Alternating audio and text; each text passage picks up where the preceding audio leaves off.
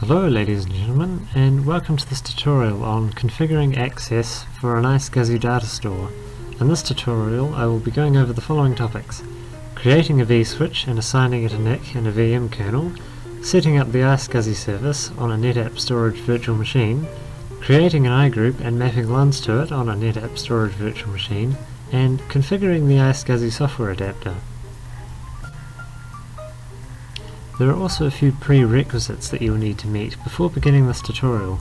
They include an iSCSI host virtual machine set up with a free NIC connected to the appropriate port group, some form of NetApp storage set up and running, also with a free NIC connected to the appropriate port group, and in my case I've just used a NetApp Data on Tap 7-mode virtual machine, some LUNs to be used as storage, and you'll also need an iSCSI license for the NetApp storage virtual machine.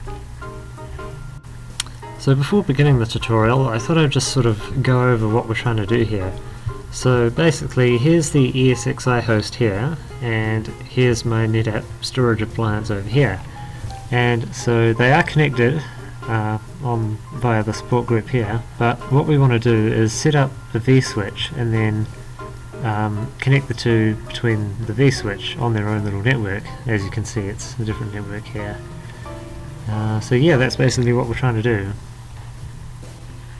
So first of all, you're going to want to log in to your iSCSI host, and I'm just using the VMware vSphere client to do that. So we'll just log in there.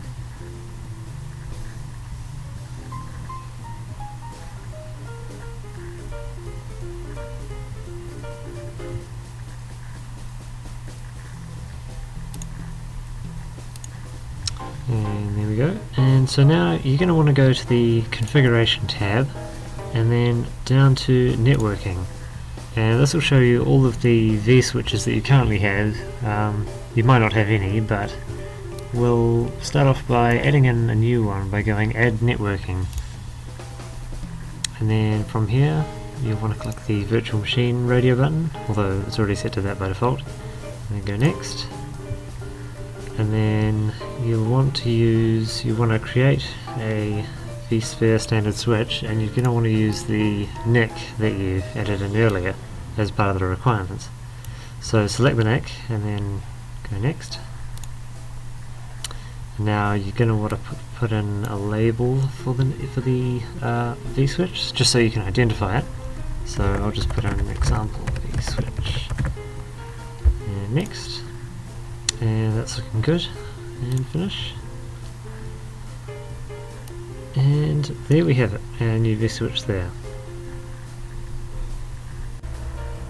Right, so now that you've added the switch, you want to go back up to add networking again, and this time we want to add in a VM kernel. So click that and go next, and you want to select the switch that you've just made, because that's what we want to add the VM kernel to. And that'll by default select the NIC that is a part of the vSwitch. So next, and you want to give your VM kernel an appropriate name, but I'll just use example VM kernel for now. Now there are a few additional settings that you can add in here, but just for this tutorial I'll just leave them as they are. So next, and you want to put in the IP address of your iSCSI host that you want to use for the network. So in my case, I'll be using this IP address here. So, 2.6.3, and the subnet mask. There we go. And next.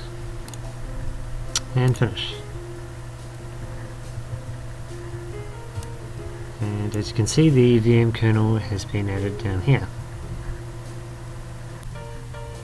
So after creating the vSwitch and the VM kernel, you want to come over to the Storage Adapters tab, and you should see a few here, but you want to right click on an empty space and go Add Software iSCSI Adapter, and OK. And that's added in an iSCSI adapter, as you can see. Now you want to take note of the address here, as we will be using it very shortly. So next up, you're going to want to switch over to your NetApp storage virtual machine, and we want to add in a license for the iSCSI service. and you do that by entering in the following command here, where all these X's would be the license for your iSCSI service. But I've already done it, so I won't need to do this step.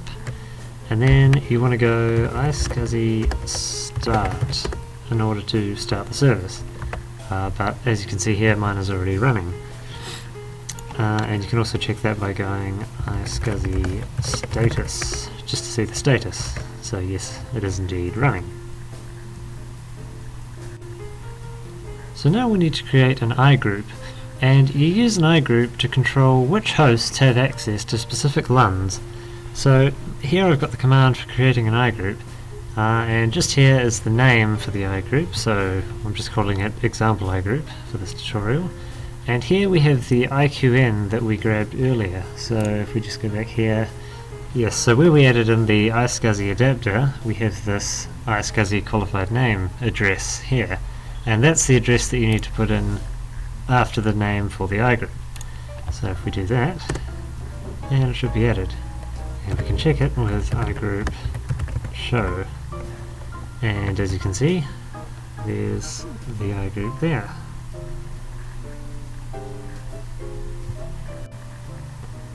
Next, we need to map some LUNs to the iGroup, and I'm assuming at this point that you actually have some LUNs already made. So if we go LUN show, it'll show the available LUNs, and so I've got 2 gigabyte LUNs here that I can use. So in order to map the LUNs to the iGroup, we need to enter the following command: LUN map the path of the LUN that you want to map, in this case vol 011, and then the name of the iGroup that you just created, so example iGroup. And there we have it. It says LUN1 was mapped to the initiator group, and I'll also do that for my second LUN, LUN2. Right, so now both of them should be mapped. And of course, if we want to see the mappings, we can simply put in LUN show -m, and that'll show all of the mappings. So here we can see that LUN1 is mapped to example iGroup, and LUN2 is also mapped to example iGroup. So then you'll want to go back to the vSphere client and to the Storage Adapters tab, and right click on the iSCSI software adapter that we created earlier and go Properties.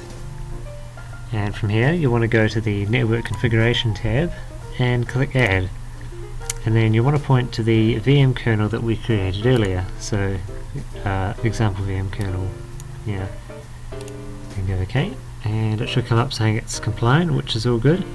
And then under Dynamic Discovery you want to click Add, and then put in the IP address of the NetApp storage appliance virtual machine, so this address here.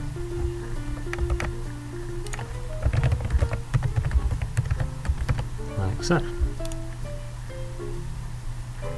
And then once that's in there, just go Close, and then you'll be prompted to do a rescan, so just say yes.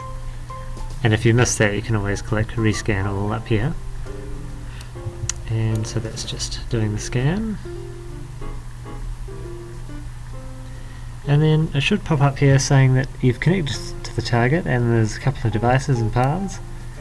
And if you click on the paths view here, you can see that the LUNs show up.